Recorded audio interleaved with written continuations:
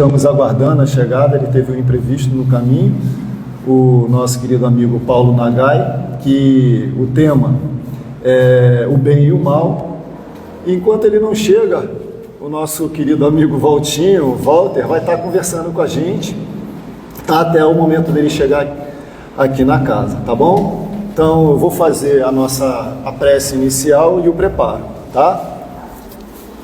O preparo é do livro Fonte Viva, pelo Espírito de Emmanuel, psicografado por Chico, o capítulo 35, Estendamos o Bem. Não te deixes vencer pelo mal, mas vence o mal com o bem. Paulo, Romanos 12, 21. Repara que em plena casa da natureza, todos os elementos em face do mal oferecem o melhor que possuem para o reajustamento da harmonia e para a vitória do bem. Quando o temporal parece haver destruído toda a paisagem, congregam-se as forças divinas da vida para a obra do refazimento. O sol envia luz sobre o lamaçal, curando as chagas do chão. O vento acaricia o arvoredo e enxuga-lhe os ramos. O cântico das aves substitui a voz do trovão. A planície recebe a enxurrada sem revoltar-se e converte-a em adubo precioso. O ar, que suporta o peso das nuvens e o choque da faísca destruidora, torna-se a leveza e a suavidade. A árvore de frondes quebradas ou feridas regenera-se em silêncio, a fim de produzir novas flores e novos frutos. A terra, nossa mãe comum, sofre a chuva de granizos e o banho de lodo periodicamente, mas nem por isso deixa de engrandecer o bem cada vez mais. Porque conservamos, por nossa vez, o fel do azedume, do mal, na intimidade do coração. Aprendamos a receber a visita da adversidade, educando-lhe as energias para proveito da vida. A ignorância é apenas uma grande noite que cederá lugar ao sol da sabedoria. Usa o tesouro do teu amor em todas as direções e estendamos o bem por toda parte. A fonte, quando tocada de lama, jamais se dá por vencida. Acolhe os detritos no próprio seio e, continuando a fluir, transforma-os em bênçãos no curso das suas águas, que prosseguem correndo com brandura e humildade, para benefício de todos. Gente, acabou de chegar aí o nosso amigo Paulo Nagai, agradecendo o Walter muitíssimo por estar aqui conosco na ausência dele. Obrigado, Paulo. Paulo, a gente fez o preparo, tá? Esse aqui é o preparo que a gente fez e vamos fazer a prece agora inicial, tá bom? Seja bem-vindo. E vamos fazer a nossa prece inicial.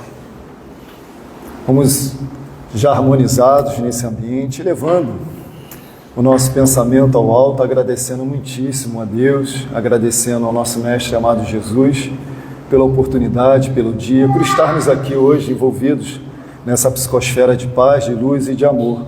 Que o Senhor possa abençoar a todos aqui presentes nos dois planos da vida, que o Senhor possa abençoar o nosso amigo Paulo Nagai, que ele possa, com todo carinho, todo amor, passar o fruto dos seus estudos, do seu conhecimento, envolvido nessa psicosfera de amor, por seus mentores, por os mentores dessa casa.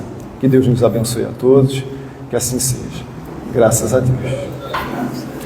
Vai. Até às 6. Deixa eu ligar para você. Você vai usar... Pode ser. Vê aí se está funcionando.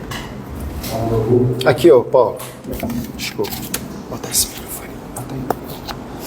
Na gola. Para filmagem. Obrigado. Bom, boa tarde a todos. Primeiramente... Oi? Tá? Eu acho que eu aproximei pouco. Vê. Primeiramente, eu pedi desculpas, eu passei direto. Foi? Estava lá, se o pessoal não me liga aqui, eu ia lá para a Grumaria. Quando ele me ligou, o vídeo já estava lá perto da entrada. Há muito tempo que eu não venho aqui, confiei que eu ia olhar e ver o centro, né? Porque é reta, não tem nem como errar. Deixa eu tirar aqui. Mas faz Vou parte. desligar. Me resgataram a tempo. Bom, nós vamos estudar hoje o bem e o mal. E por falar nisso, eu acabei de me perder aqui. Fui olhar para vocês aí para falar, para pedir desculpas, acabei tirando aqui da página. Deixa eu retornar aqui.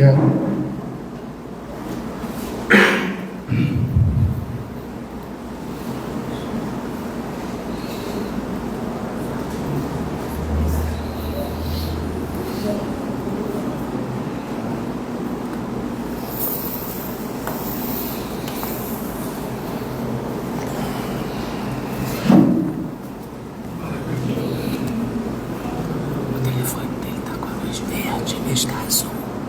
Tem alguma coisa errada, de repente vamos trocar o telco dele. Esse.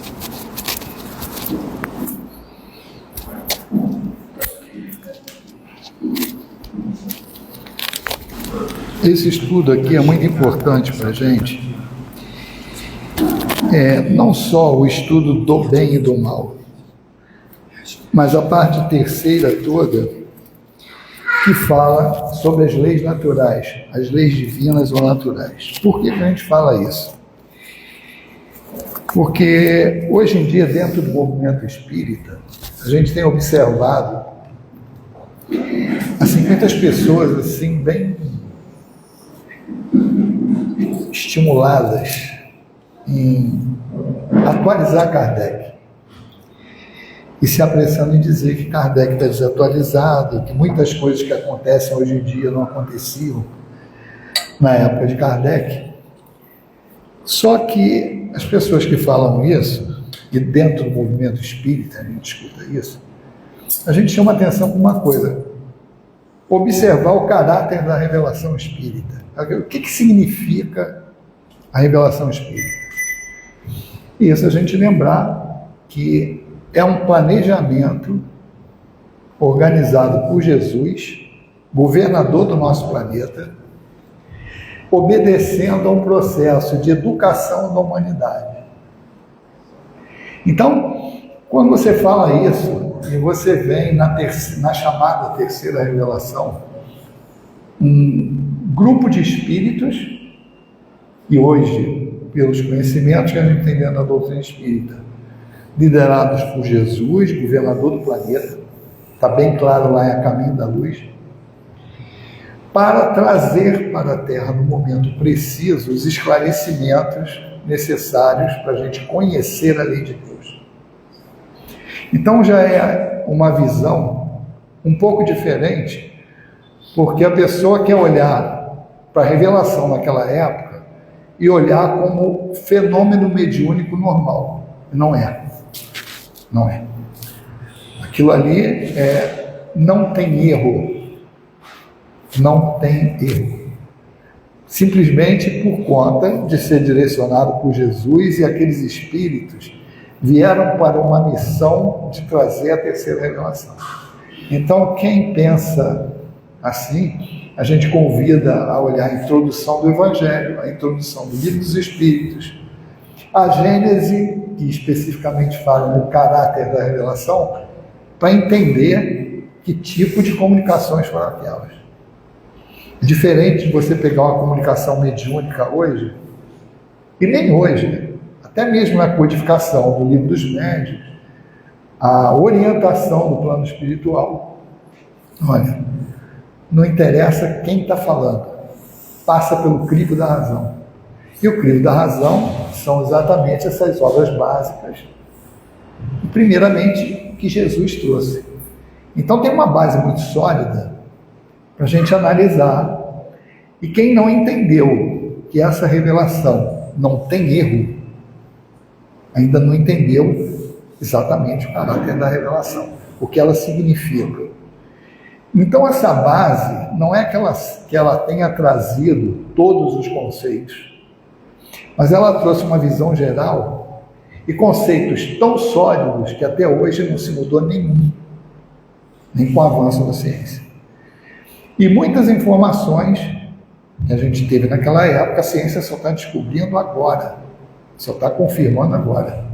A origem da matéria, assim, não a origem, mas a estrutura da matéria é um exemplo claro disso. Então, a parte terceira dos livros espíritos fala das leis morais. Então é importante a gente entender isso para entender como essas informações são importantes para o nosso direcionamento. Porque nós fomos criados simples e ignorantes, mas com destinação a sermos felizes. Em termos de evolução, perfeitos. Então não tem como a gente fugir desse determinismo, porque isso sim é um determinismo. Agora, o que vai depender é o tempo que a gente vai chegar lá. E os Espíritos acrescentam o seguinte: nós só somos infelizes quando nos afastamos da lei de Deus. Então é o seguinte, se o caminho para a perfeição é seguir a lei de Deus, o primeiro passo concreto que eu tenho que dar é conhecer a lei de Deus. Infelizmente, e talvez esse seja um dos motivos para que as pessoas que dentro do meio espírita tenham uma postura, ou queiram mostrar uma postura científica, queiram afastar o ponto religioso que a doutrina espírita traz. Então, a doutrina espírita, ela é um conjunto que tem 3 aspectos que elas são inseparáveis: religião, ciência, filosofia. Não tem como separar isso. Mas o que nós mesmos fizemos com a religião nesses milênios é que talvez tenha desmoralizado a palavra religião. Quer dizer, a religião ficou desacreditada. Agora a gente tem que entender, desacreditada por quem? Por nós mesmos, porque éramos nós que estávamos, nesses milênios todos, participando da vida religiosa e trazendo esses conhecimentos. Só que, pela postura nossa, pela nossa categoria espiritual, nós sempre deturpamos essa lei. Então, vamos olhar só de Jesus para cá para não ficar muito feio. Jesus trouxe o Deus Pai, trouxe uma clareza da lei, coisas que são, assim, imutáveis, principalmente no sentido moral. É isso que as pessoas não entendem. Todas as informações morais, elas estão corretas. O da ciência foi dado alguma coisa, aí vale muito assim, tenho muito para vos dizer, mas vós não entenderias. Desde Jesus. E na doutrina espírita também. No sentido de que, pode ser que isso aqui esteja dando interferência também. E principalmente nesse lado das informações científicas, por quê? Porque a ciência, um exemplo claro, é quando Lamennais fala de perispírito, numa mensagem lá no Livro dos Médiuns, quando Kardec discute sistemas. Ele fala assim, olha, para conhecer perispírito tem que conhecer fluido, coisa que por hora a ciência não sabe. Esperar depois. Então, esse tipo de informação, sim. Mas a informação moral, ela está clara. Está clara. Então, não adianta, está lá nos tempos, mas desde Moisés. O que é de Deus, informação divina, ela está lá e não muda. Mentira não vira verdade, verdade não vira mentira. Então, nesses termos morais, estão lá fixados até hoje. Mas, nas informações científicas, foi dado um painel geral, que não quer dizer que esteja errado, mas com perspectiva de detalhamento durante o progresso da humanidade, principalmente por causa dos conhecimentos que a gente vai adquirindo e tendo capacidade de entender melhor.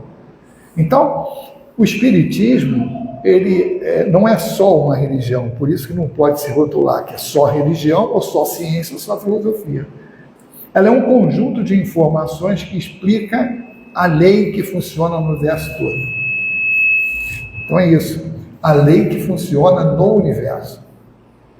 Então essas informações, elas, tanto para as leis, só que as pessoas quando olham as leis do universo, as leis do universo elas são divididas em duas grandes partes, as leis morais e as leis materiais.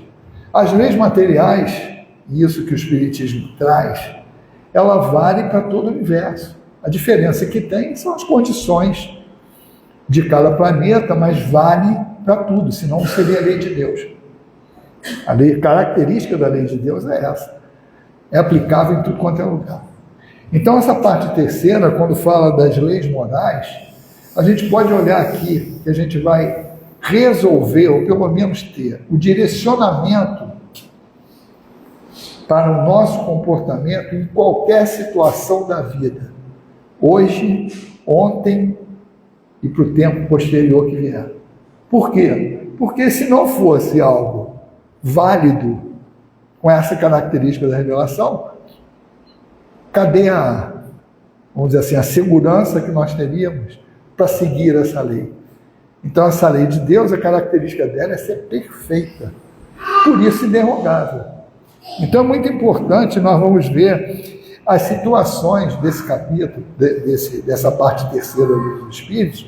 Tudo que a gente discutir aqui é aplicável no dia a dia, e qualquer problema que a gente tiver, dúvida de comportamento moral, pode ir na parte terceira, escalar um item lá que você vai ter a resposta de como eu devo me proceder. Então, quando se fala do bem e do mal, a primeira coisa é a definição de moral. Por quê? O pessoal tem vergonha de falar de Deus. Então, parece que dá, vamos dizer assim, que tira crédito do cientista se ele falar que acredita em Deus. Então, por isso que a gente vê que só os grandes cientistas, aqueles que se garantem, que não estão nem aí com a opinião do pessoal graduado, é que admite a questão de Deus. Einstein é um deles. E você vê, parece que isso diminui, mas nem a ciência explica o universo se não considerar Deus. Então está todo mundo refém de Deus. Então o primeiro ponto é você admitir que existe um poder criador, como o Espiritismo define. Deus é o Criador Supremo do Universo. E é perfeito em todas as coisas. E criou uma lei perfeita e imutável. Por isso que não tem derrogação da lei. Então isso é o ponto básico para você entender como o universo funciona. Porque se você não entender que tem esse Criador, dê um nome para ele que quiser, que gerencia isso com leis perfeitas, meu amigo, a gente não sai nem na rua. Porque nós vamos condicionar as coisas, se acontecer isso, se acontecer aquilo. Aí a gente vira místico, vira supersticioso. Então é o esclarecimento que vai trazer para a gente essa visão. Então é muito importante essa visão e a definição de moral. Exatamente, tem que ter uma referência. Se você for falar moral, ela pode ser diferente para cada um, porque cada um vai ter uma referência. Para nós, não. Para nós, a referência é Deus, é a lei de Deus, e o maior modelo é Jesus. Então, a gente não pode ter vergonha de falar isso. Essa é a base. Então, o Espiritismo está calcado nisso. A existência de Deus, as revelações de Moisés e Jesus, em que em ambas a gente fala não vi derrogar a lei, dar cumprimento a ela, e entender a revelação espírita com esse caráter. Então, vamos lá. Quando se fala, qual a definição que se pode dar de moral? Olha o que os Espíritos respondem. A moral é a regra de bem proceder. Isto é, de distinguir o bem do mal. Continua marcando a referência. Funda-se na observância da lei de Deus. Se você não acredita em Deus, tu não tem uma lei para você conhecer. Se você não tem uma lei, você não tem uma referência sólida. Porque qual vai ser a referência da tua lei? Da tua moral? Vai estar baseado no comportamento de quem? Nos ídolos que a sociedade apresenta para a gente? É só a gente olhar os ídolos de hoje. Quem são os ídolos de hoje? Se tem algum confiável para a gente seguir. Então, faz parte da base. Então, vem, quem faz o bem E ele complementa aqui, ó, o homem procede bem quando tudo faz pelo bem de todos, porque então cumpre a lei de Deus. Então está tudo ligado à lei de Deus. Tira Deus desse cenário, caos. Vem as perguntas que são feitas para a gente pensar. Como se pode distinguir o bem do mal? A simplicidade, às vezes, faz a gente ficar numa sinuca de bico. Porque quem tem o ângulo de inclinação nasal muito grande, dificulta em entender que as coisas simples podem definir coisas muito complexas. Olha a simplicidade da resposta do Espírito e a profundidade. O bem é tudo o que é conforme a lei de Deus. O mal, tudo que lhe é contrário. O bem, tudo que está dentro da lei de Deus. O mal, tudo que é contra. Olha só, ainda responde, vai completando, assim, fazer o bem é proceder de acordo com a lei. Fazer o mal é infringi-la. Me digam se, seguindo essa orientação, é difícil saber se a gente está fazendo bem ou mal? É difícil distinguir quem é do bem e quem é do mal? A não ser que eu esteja levado por um pensamento apaixonado, por uma posição em que eu esteja usando a paixão, que a paixão cega. E o que é a paixão? É o excesso que se acresce a qualquer sentimento. Que aí, meu amigo, ó, obtusa, e eu não raciocínio, não faço mais nada. Melhor exemplo que a gente pode ter isso, é torcedor de futebol. O cara que é apaixonado em qualquer esporte, eu falo futebol, que é a paixão nacional. O mesmo lance, se for a favor do meu time, eu falo que é uma coisa. Se for contra o meu time, eu falo que é outra. Isso é sinal que o quê? Raciocínio já foi para o espaço há muito tempo. Quem age com paixão é sinal que está longe da razão. Então, vamos lá. Aí a gente começa a pensar assim, não, mas isso depende da educação. Não. A educação é necessária? Claro. Mas a educação que Kardec e os Espíritos colocam como solução para os males da humanidade é a educação moral. Não estamos falando que a educação de bancos de escola não seja importante. A gente necessita ter uma formação, a gente necessita ter uma profissão para garantir o seu sustento e progredir como espírito. Nós temos duas asinhas, que é o compromisso que nós temos ao encarnar, que é progredir, é desenvolver a intelectualidade e a moralidade. Então não adianta ficar se pendurando nisso, fulano não teve educação. Então, se fosse isso, nós partiríamos do princípio bem simples. Todo analfabeto é desonesto e todo alfabetizado é honesto. O que a gente vê em fato é exatamente o contrário. A maioria das pessoas que nos roubam, a maioria das pessoas que têm atitudes contrárias à lei de Deus, são formados. Tanto que, aqui no Brasil, se criou a expressão, o crime do colarinho branco, para rotular o quê? As pessoas que têm formação e que roubam a gente, que andam fora da lei. Então, isso, que garantir a educação de todo mundo é obrigação nossa, claro que é. Mas não podemos, vamos falar assim, não é que não podemos, vamos dizer, o fato de admitir que essa educação de banco escolar é necessário, não é obrigatório que a gente conclua que quem não tem essa educação não pode ser honesto. É só a gente olhar todas as pessoas que estão em volta de nós e nós vamos ver que mesmo as pessoas que não têm acesso a essa educação de banco de escola, a grande maioria é honesta. A minoria desonesta que é barulhenta e que cria caso.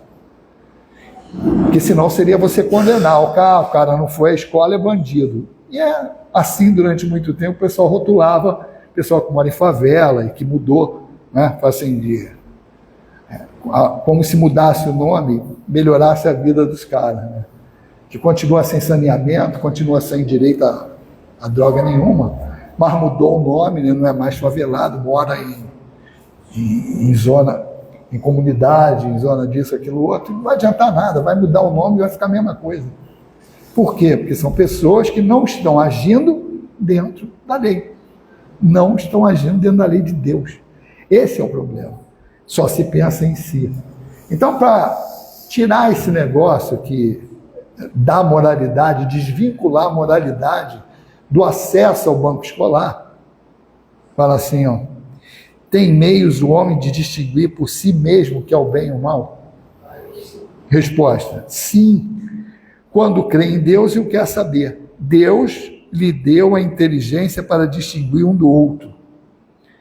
Isso aqui seria uma resposta que não agradaria os acadêmicos, porque, para Deus, isso é subjetivo. Na 632. Então, estando sujeito ao erro, não pode o homem enganar-se na apreciação do bem e do mal? Está claro, é isso, claro. Depende da referência que tu tem. Se tu está fazendo a tua moral, eu posso errar.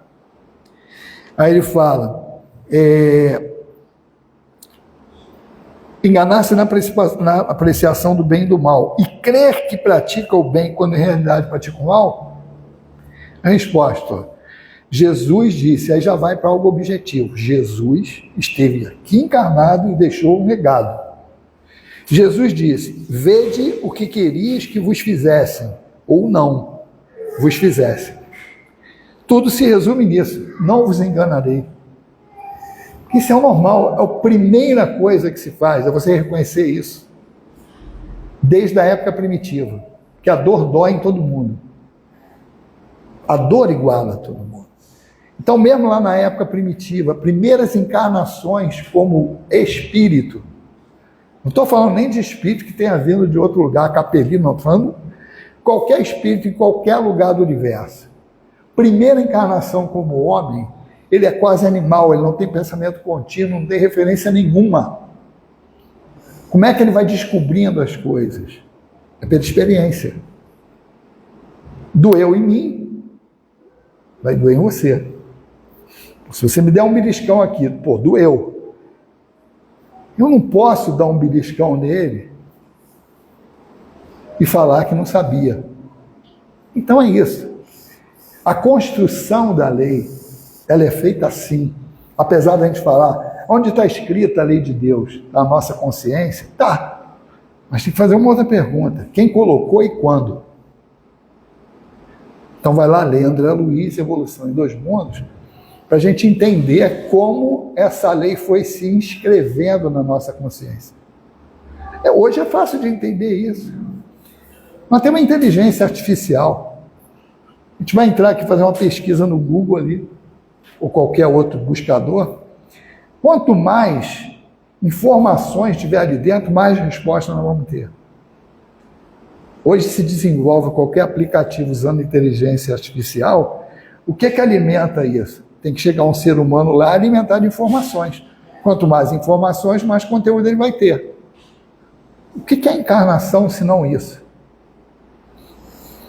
Desenvolver o espírito através de experiências. Por isso que a lei de sociedade é uma das leis que está dentro dessa parte terceira. Se eu não viver em sociedade, ou seja, se eu não conviver, qual a experiência que vai estar me alimentando? Não vou ter referência nenhuma. Agora, esse contato com o outro, que vai fazer com que observe e regule as leis. André Luiz deixa isso claro, o homem da caverna lá, ele começa a construir a família, tem os entes queridos, ele começa a querer o melhor para aqueles que ele ama. Está começando a desenvolver o amor. A família ali é um ponto crucial no desenvolvimento do espírito, porque começa a dar margem para desenvolver esses sentimentos.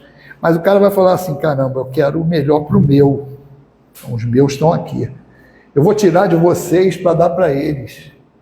Mas o cara começa a raciocinar assim, caramba, mas a mesma maneira que eu estou querendo tirar deles para dar para os meus, ele pode tirar dos meus para dar para o dele.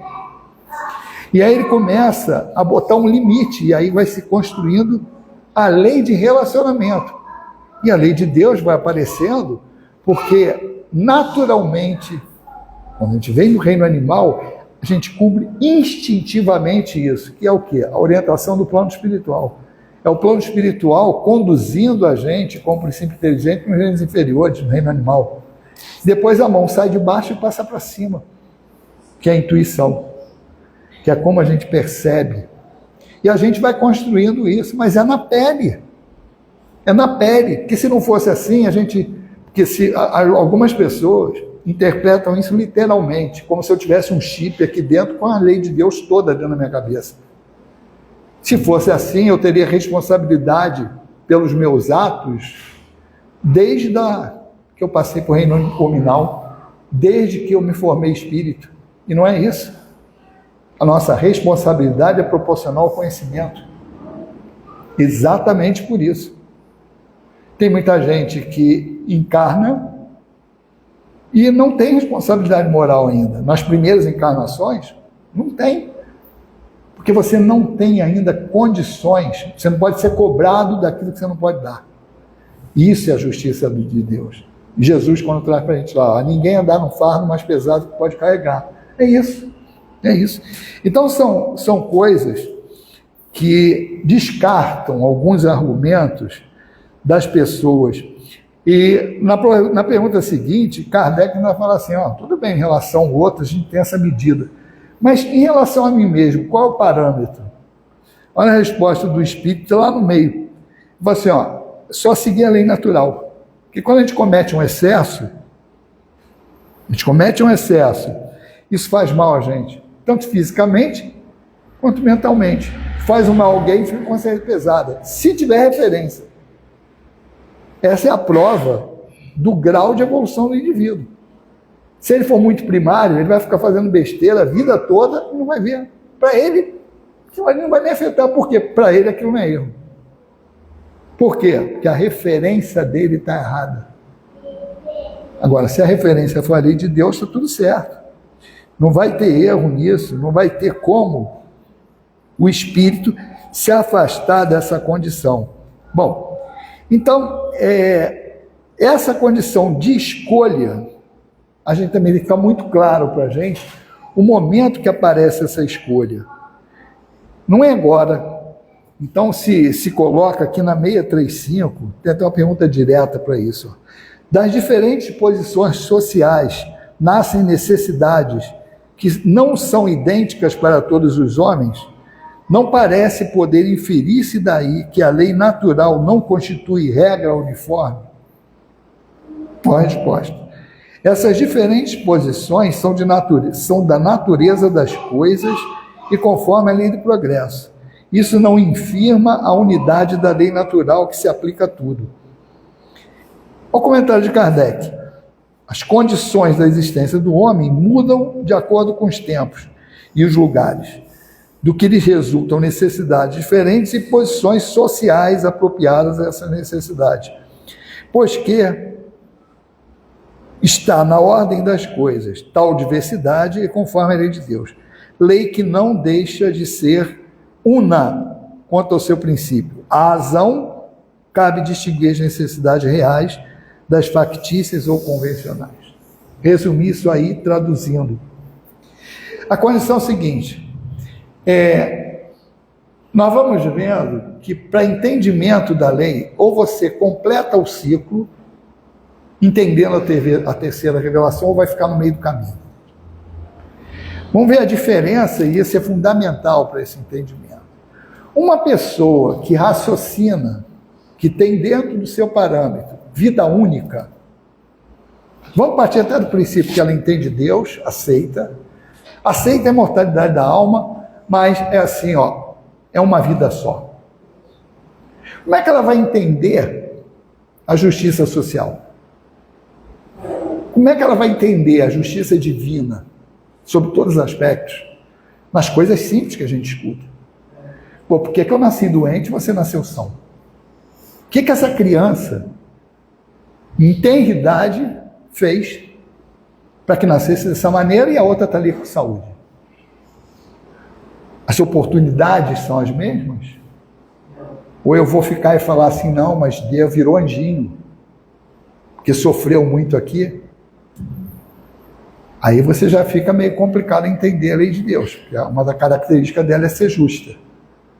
Então, e o esforço daquele que durante a vida trabalhou para merecer o chamado reino dos céus? Vai para onde? E o outro, só pelo fato de ter nascido numa condição ruim, não precisou trabalhar, não precisou fazer o esforço. Como é que ele vai adquirir inteligência? Porque você adquire essas coisas com a experiência. Então, sem levar em consideração a reencarnação, não tem justiça divina. Concorda?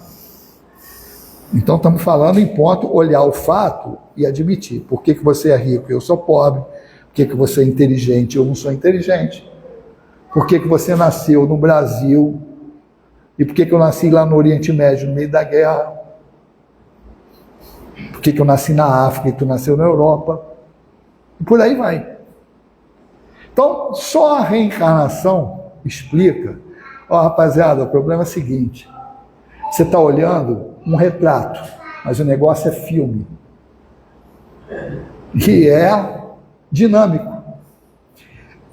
Todos passarão pelas posições diferentes, tanto de raça, de credo, posição social, experimentar poder, experimentar miséria.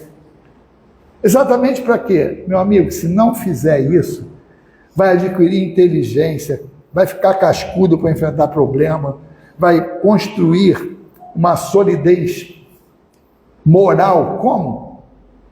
A gente não vai sair daqui, ir ali na cantina e pedir, ó, me dá meio quilo de paciência. Ah, eu queria levar Júlia para a viagem, um pouco mais de inteligência para mim. Não tem. É conquista do espírito. E isso se traduz na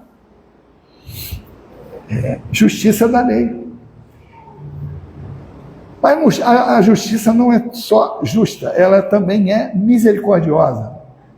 A justiça é de amor, a lei é justiça, amor e caridade. A misericórdia aparece aonde?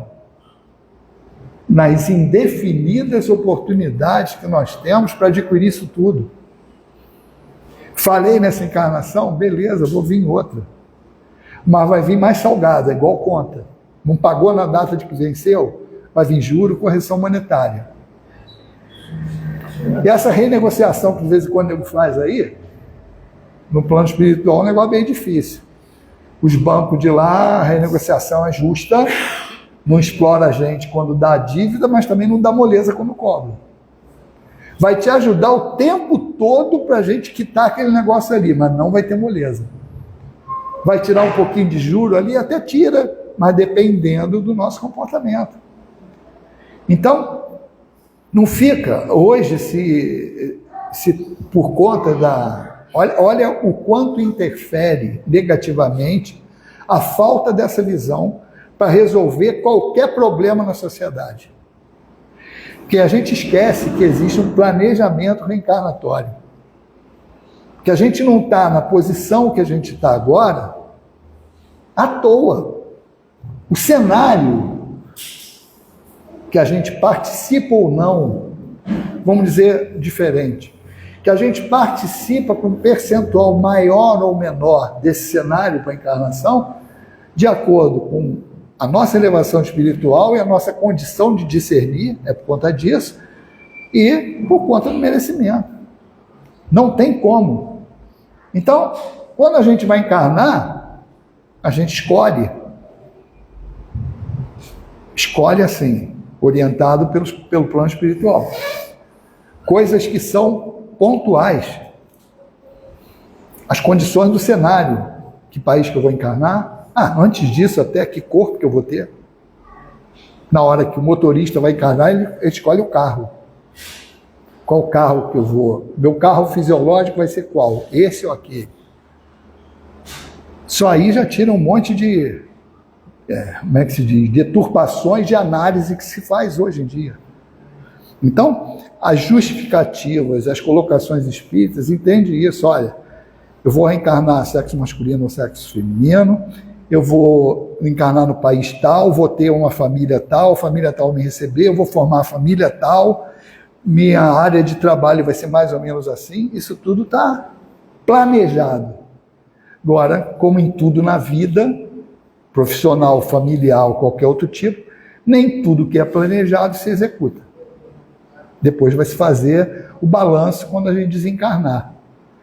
Mas também tem possibilidade de renegociações, que a gente sai do corpo todo dia de noite e tem possibilidade de fazer reordenamentos de conduta aí.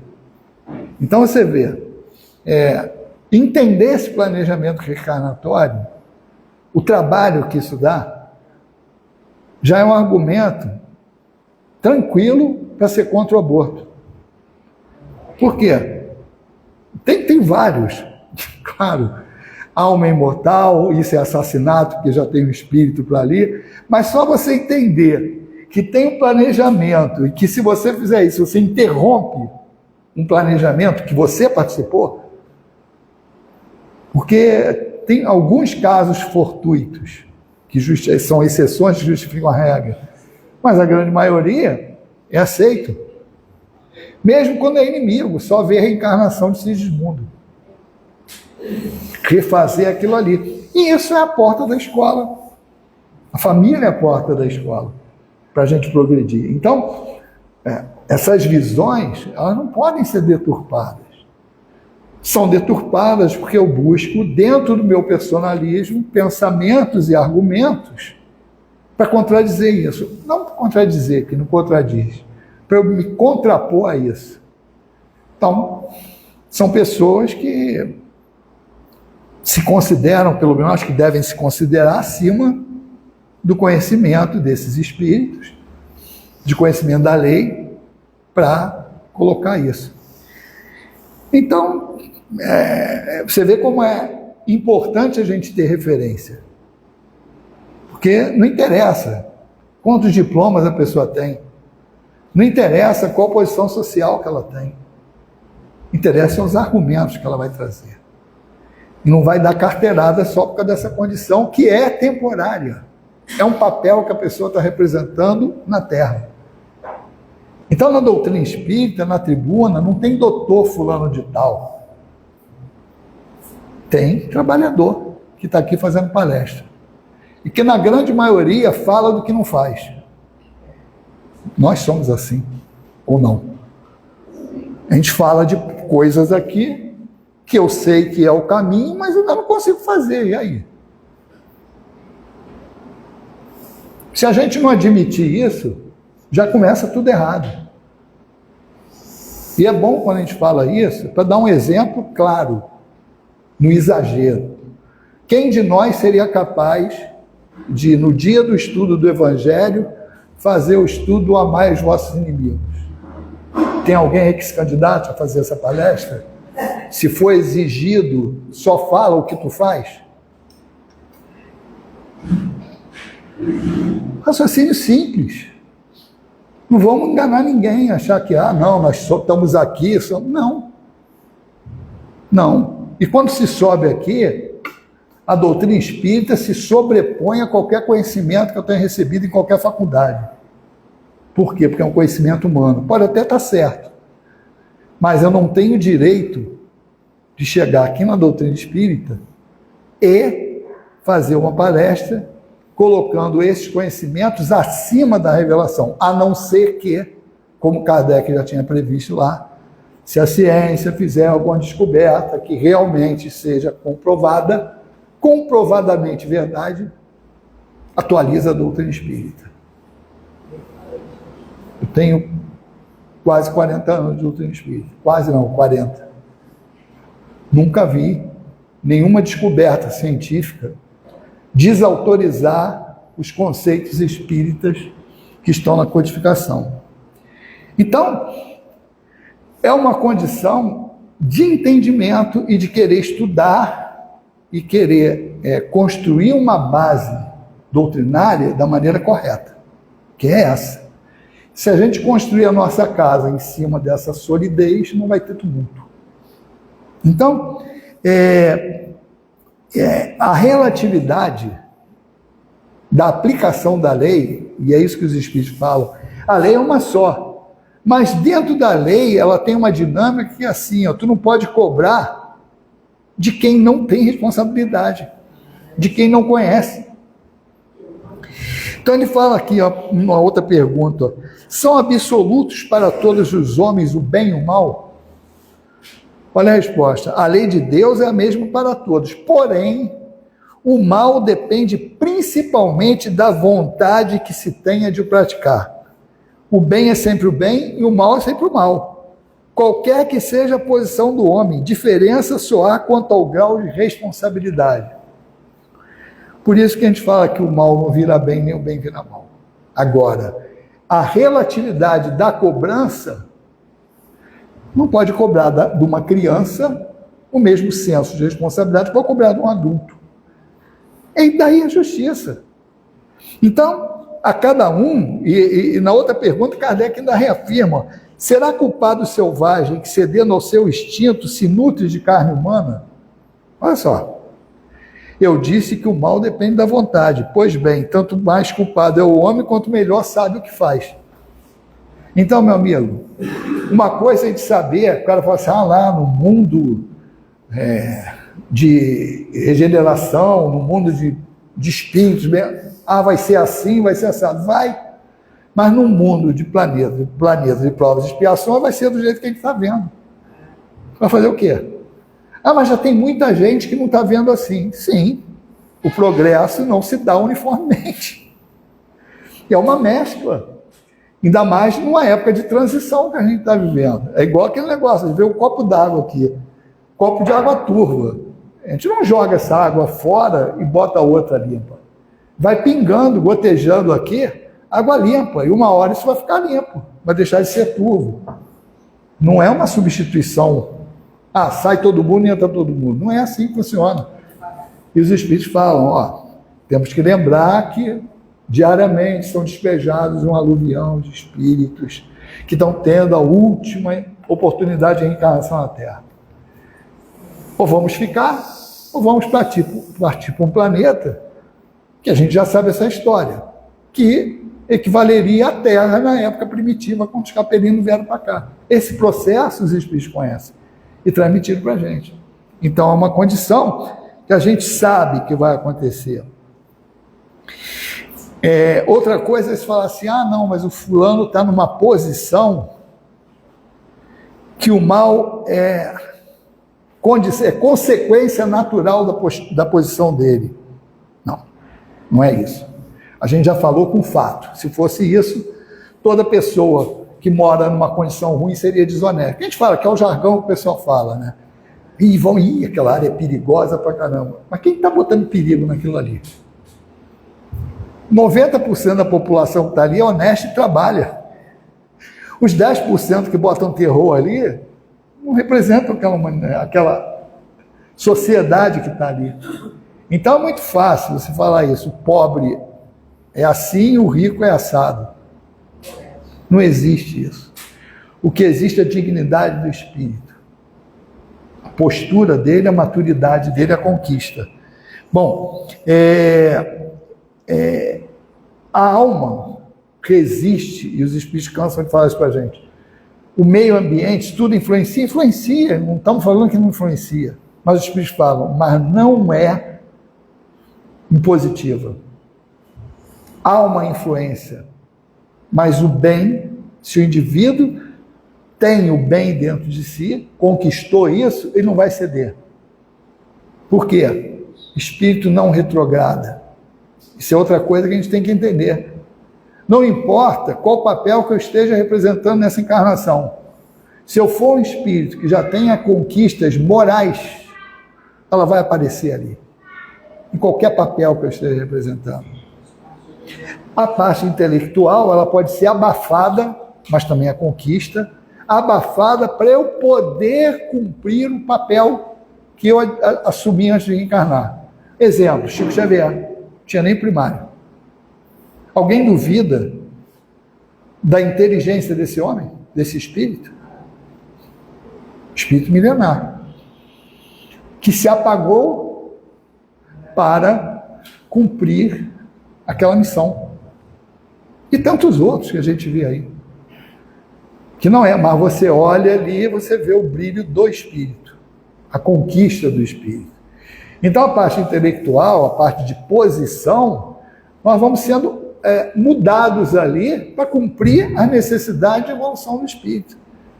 Mas é a minha conquista, é o meu desenvolvimento que vai dizer se eu distingo o bem e o mal, como eu distingo, se eu aplico corretamente. Uma outra questão interessante, na 640, ele pergunta assim, aquele que não pratica o mal, mas que se aproveita do mal praticado por outro, é tão culpado quanto este? Ou seja, eu não faço mal, mas me aproveito daquela situação. Olha a resposta. É como se houvera praticado. Aproveitar do mal é participar dele. Uma pessoa que não acredita em Deus, que não acredita na lei de Deus e não conhece a lei de Deus, vai chutar o balde para isso aqui. Não vai nem querer saber. Quer? Nada. É como o pessoal fala aí no dia a dia, chutar cachorro morto. Esse é o raciocínio. Já está morto, chuta. Como assim? Já está lá mesmo, não foi eu que fiz, não. Mas eu me aproveito daquilo ali. Isso aí tem um desdobramento moral muito grande. Partindo para uma aplicação que pode se dar a isso, é aquele negócio. Antigamente, na minha época de jovem, tinha lá a feira de Acaria. A pessoa ia lá e comprava aqueles TDK, aqueles toca-fita caro, comprava lá por 100 reais. Mas, o cara quer o quê? TKL. Nossa, faz tanto tempo que eu não lembro nem o nome. Aí o cara fala assim, o troço, por exemplo, custa 500, eu paguei 100. Quem está roubando quem? Mesma coisa, não pode ser, isso não pode, não tem, o pessoal diz, não tem almoço de graça. Se você está levando vantagem naquilo ali, alguém está tendo prejuízo. E você alimentou, naquela época, um ciclo vicioso de você comprava, o cara roubava, comprava, o cara roubava. Mas eu comprava o positivo, comprava lá na loja, e o cara que comprava deles é que alimentava o ciclo. Então, para ter, a gente fala, para ter o corrupto, tem que ter o corruptor. Então, é isso mesmo, a sociedade tem o que merece, o nosso comportamento, a gente tem o que a gente planta. Não poderia ser diferente. Então, é algo que você está se aproveitando daquilo ali, não está errado também. Olha, a pergunta 641 complica mais ainda. Será tão repreensível quanto fazer o mal, o desejá-lo? Eu assim, conforme a virtude em resistir-se voluntariamente ao mal que se deseja praticar, sobretudo quando há possibilidade de satisfazer os desejos.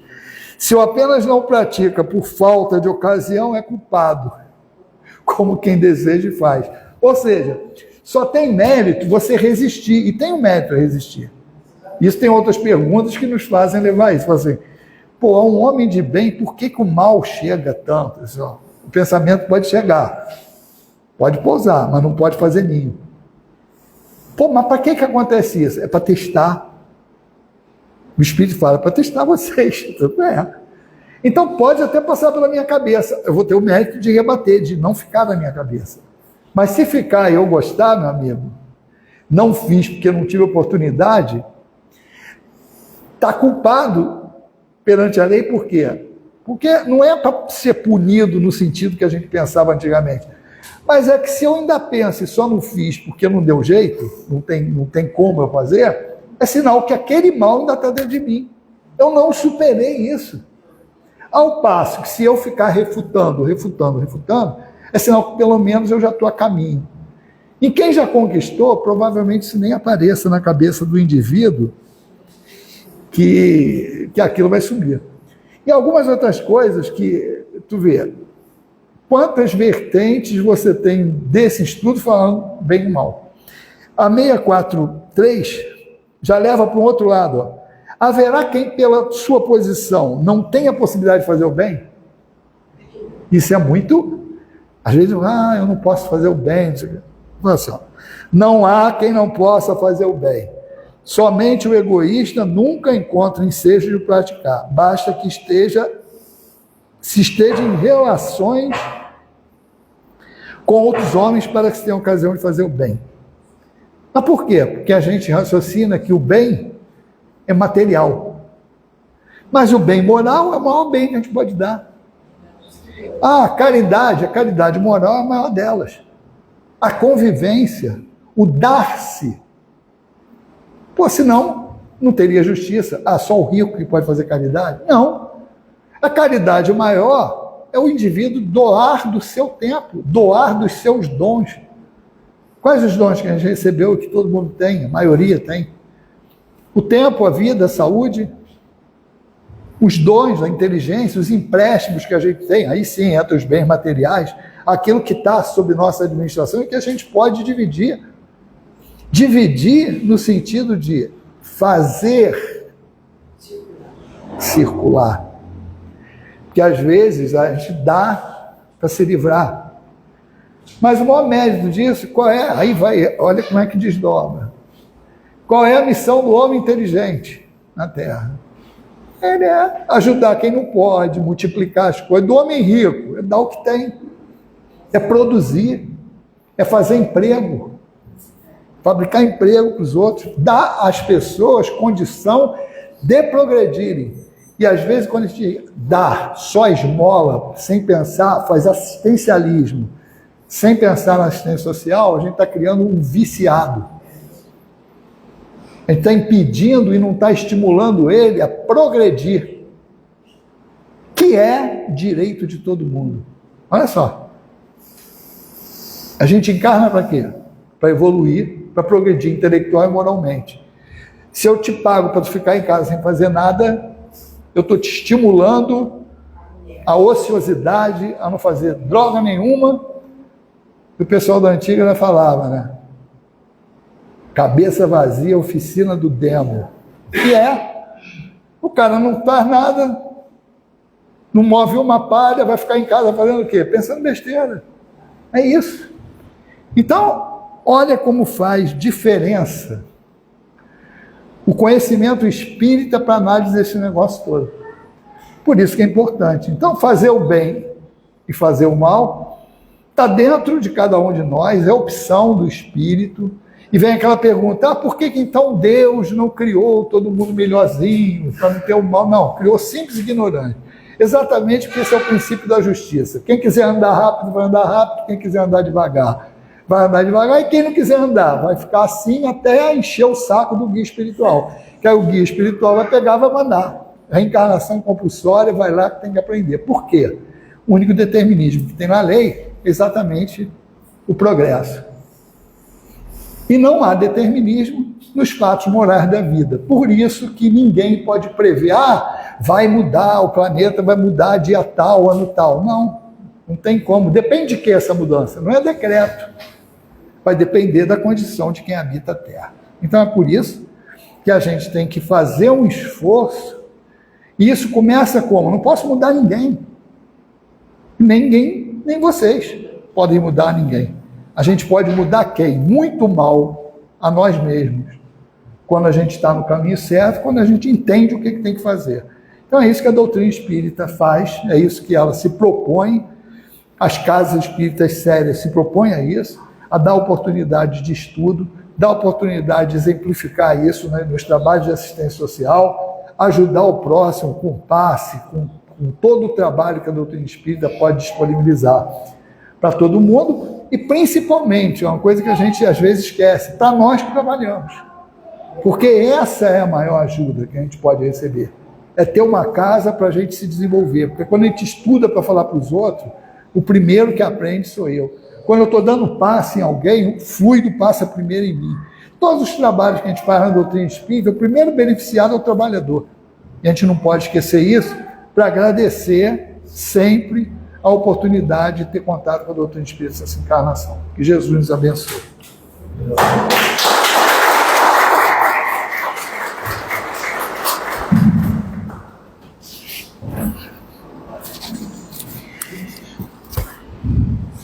Bom, gente, agradecendo ao Paulo Nagai por suas reflexões, vamos passar agora para a segunda parte da nossa reunião, que é o passe, convidando a todos a permanecerem sentados, em prece, em silêncio, e convidando aos trabalhadores a tomar os seus lugares para o passe.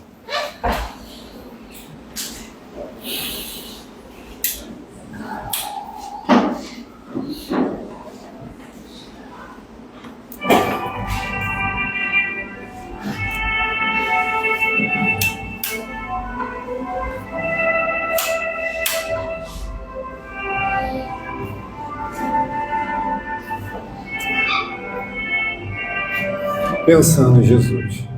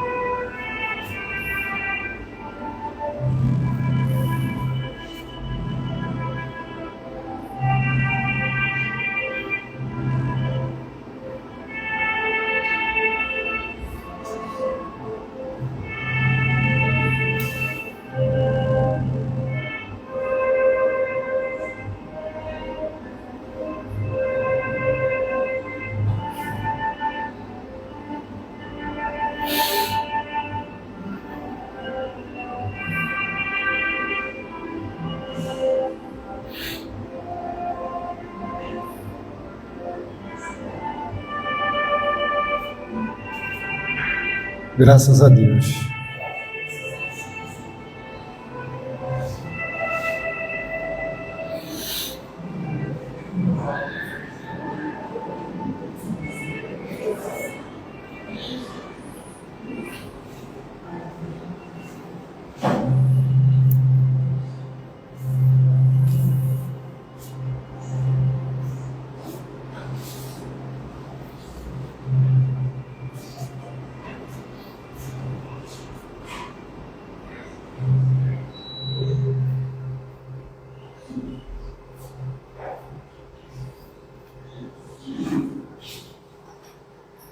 Com o pensamento elevado ao alto, vamos agradecer mais uma vez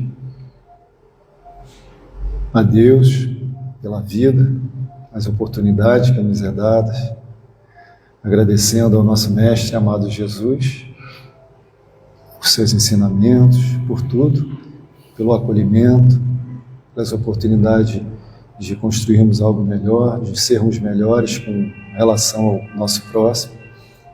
Agradecer a essa casa que nos acolhe sempre com muito carinho, com muito amor. Agradecer a essa pleia de espíritos amigos, esses trabalhadores espirituais que vêm até aqui, já desde cedo, preparar um ambiente para nos receber. Agradecendo a presença do nosso amigo Paulo Nagai, que veio passar para a gente o fruto dos seus estudos, do seu conhecimento, auxiliado por essa pleia de espíritos amigos, pelo seu mentor. Que possamos vibrar nessa tarde com nomes daquelas pessoas que colocamos nas caixinhas de prece lá fora, encarnados e desencarnados, que eles se sintam envolvidos e acolhidos por essa psicosfera de paz, de luz e de amor.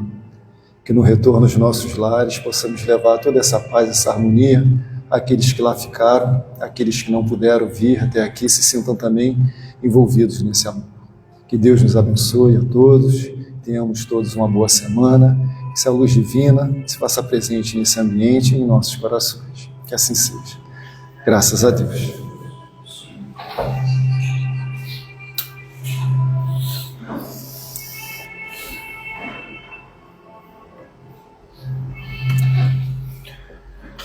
Bom, gente, vamos passar agora uns avisos rapidamente.